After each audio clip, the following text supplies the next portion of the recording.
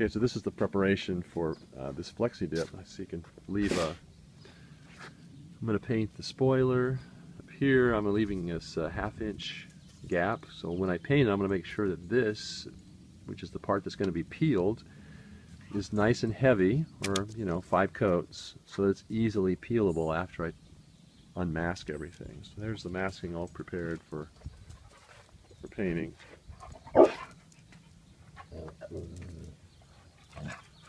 And you can see on the top surface right there, I've left a half-inch line all the way along, and that half-inch will be peeled. Okay, so the first thing we do is put on a 50% coat, so it looks something like this. And what this does is creates a base coat for subsequent coats to adhere to.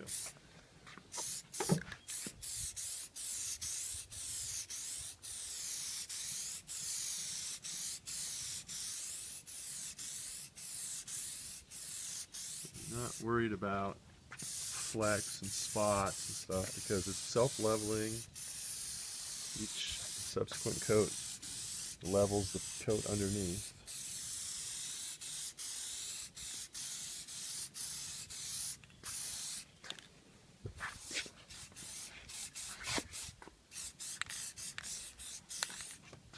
It looks kind of splotchy, that's fine.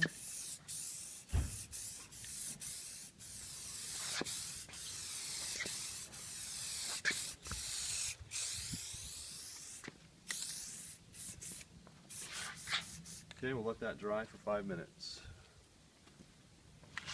Okay, now for the second coat. We're going to do the same thing.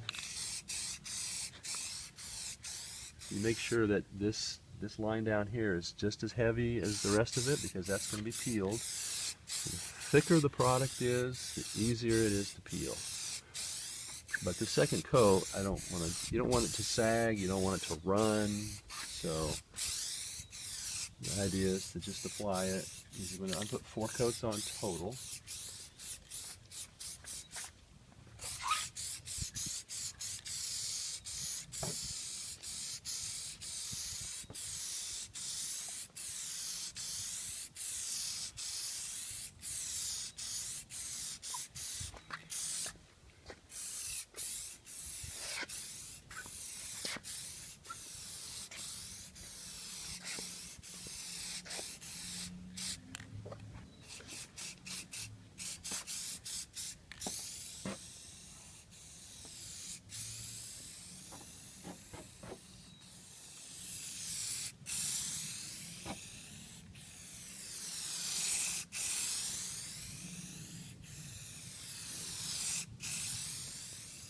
Alright, there's coat number 2. Alright, now coat number 3.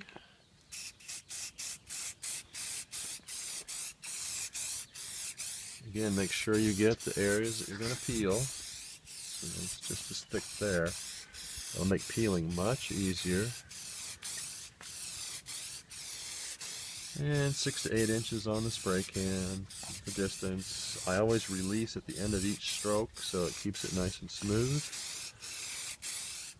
The paint goes on a consistent layer.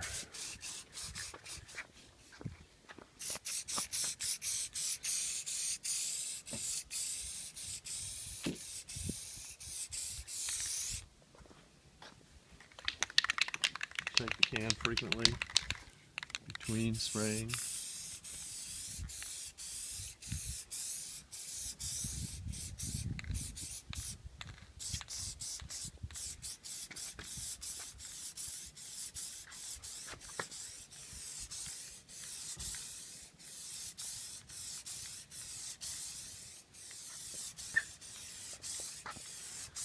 The layering effect. You can build it up as thick as you want.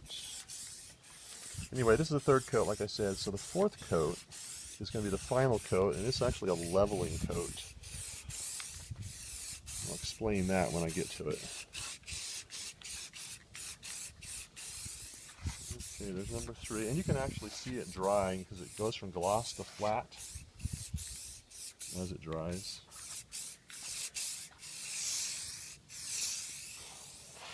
And there's number 3. So number 4 is just like all the others. It's just a light.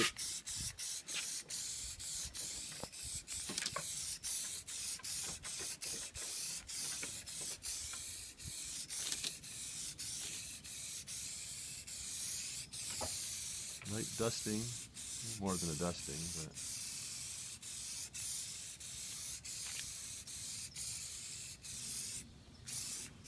just make sure there's no white showing through.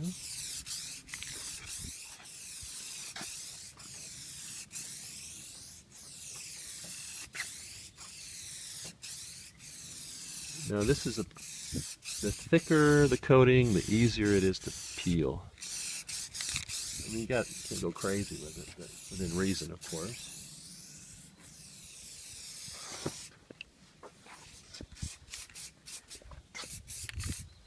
The can also says not to spray it in really windy conditions where there's a lot of dust. Today there's a little light breeze, which is really no problem. Sometimes I get closer than 6 inches, but just watch the material go on and you can judge how things are going. All right, that's next to the last. So the next time we do this, it'll be the final coat. Okay, this is the final coat. Now this is going to be a more medium coat. The others were light. This is medium. This is the final. You see what looks like maybe a little blotchy in there?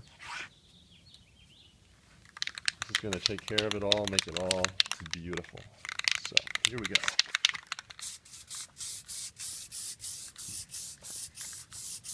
Medium coat means a little heavier.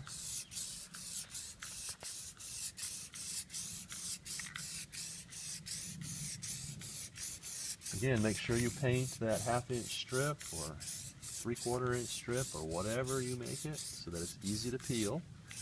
And I'll show you at the end the peeling process that I use. I've developed it over time, done many cars this way. So I'm doing the edges first. Make sure that that's done, and then I'll go back and get the body, the wide planes at the end. Okay, now I've gone all the way around. Now I'm going to go in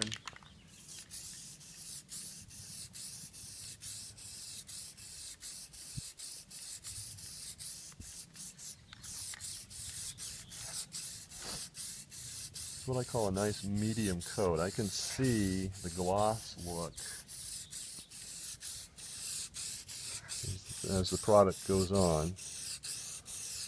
Just be methodical. Same number of strokes. You can see I do a section here and then I move, overlapping.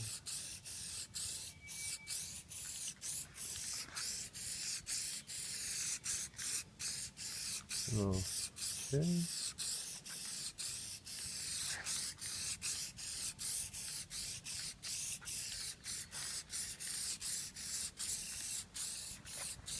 And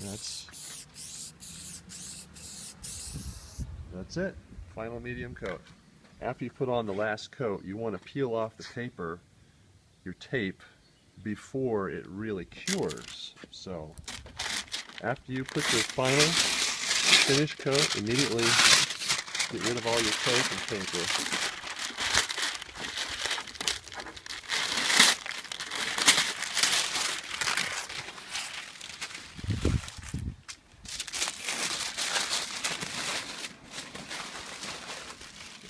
That we'll pick it up later.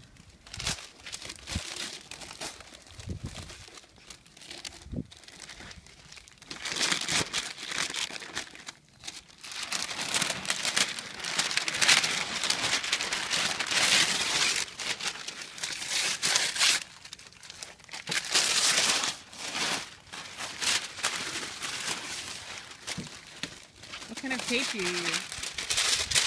This blue masking tape from your favorite home improvement store. Okay, now as I peel the tape, see the way the rubber starts to pull away? That's fine. because that strip that's left behind is what we're going to peel. So once the tape is off, I will let this cure even longer before I peel off that final rubber. So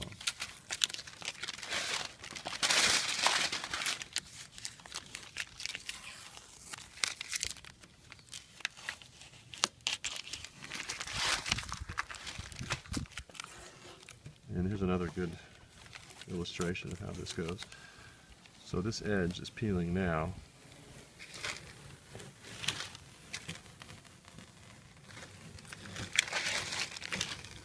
And we don't really care if it leaves a bad edge because that's not our final edge. What's left behind is the part that's going to get peeled later. So take this off.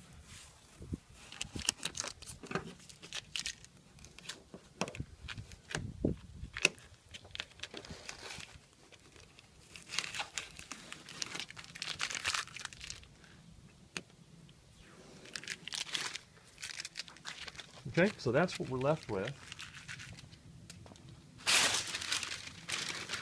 So if you try to peel this strip too soon, it won't be cured enough to make that rubbery coating. It will actually peel off. So it needs to be pretty dry before you actually work it. So now we're going to work up an edge.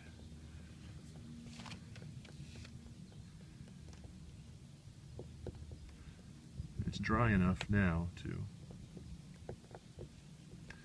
And the whole trick is to be able to grab this edge that you worked up so that you can pull it away from the rest of the car. So once it's started, now you can see why making it thicker is better than not thick. Because the spoiler doesn't actually attach to this surface. There's a nice gap in there. So when you peel this away, it leaves an absolutely perfect edge.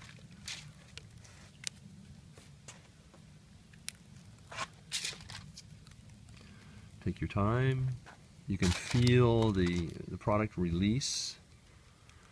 This is why I do my prep with a special product that's sold by dipyourcar.com. I don't make any money from them. It's a good product. I do all my prep with that. Prepares the surface. Makes it nice and clean so that your peeling just peels away like it is right now. This is actually a perfect job. This last little bit comes right off. Then you do the same thing up here. You could actually leave these wider than ½ inch if you want. Might make it a little easier to get the product started.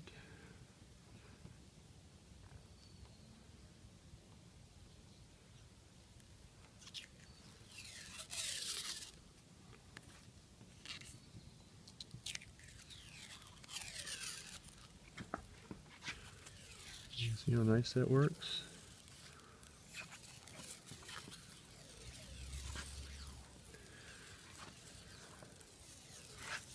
And I just keep going to go by feel.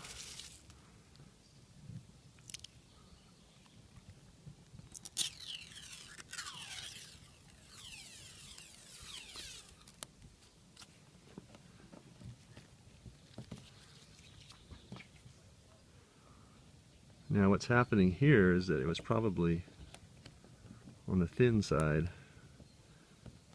so that's why it's a good idea to make sure you get good coverage where you're going to peel it.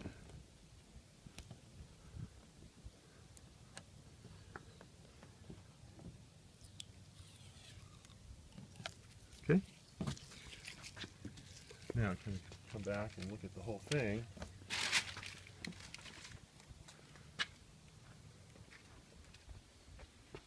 That's the Flexi Dip product that Rust-Oleum has entered the market with, because there's a huge aftermarket for that product. Plasti Dip didn't want to let Plasti Dip have all the fun. So just a few notes about the product and the finish assessment of it. I let it dry for at least 24 hours before I wash it. And also because it is a rubberized coating, if you rub it with something, it won't negatively impact it, but it's not like, see the difference here, this is really smooth and glossy. This is flat and it's rubbery. But over time, actually after about a week, it loses the tacky feeling that it has initially and becomes smoother feeling. So after a week or so, and just here in Southern California out in the sun, it probably only takes a couple days, but it really bakes on nice. I'd actually hate to have to remove it because it wouldn't be easy, but it could be removed if you had to.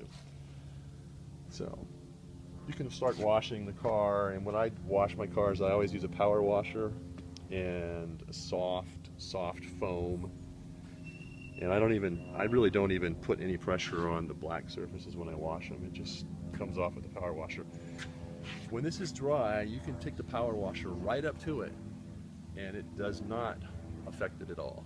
So it's an excellent semi-permanent solution. Now if you look at the wheels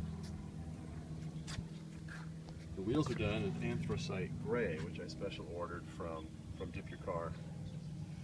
So that's anthracite gray, and they look fine. You can see water spotting on here, but this stuff comes right off with this little spit shine there. That's all you gotta do. It's tough. It works great.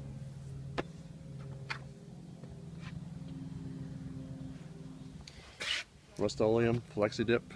I bought this from Home Depot. I don't know where else to sell it. Probably any place Rust-Oleum sells its paint. So it makes a really nice product.